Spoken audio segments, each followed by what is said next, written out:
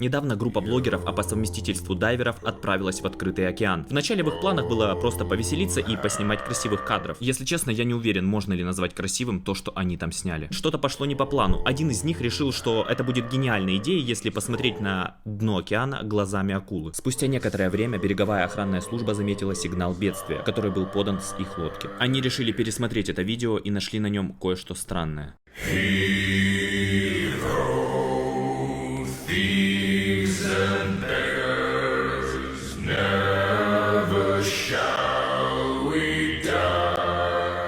Я не знаю, как вы, а я, пожалуй, в этом году в душе покупаюсь.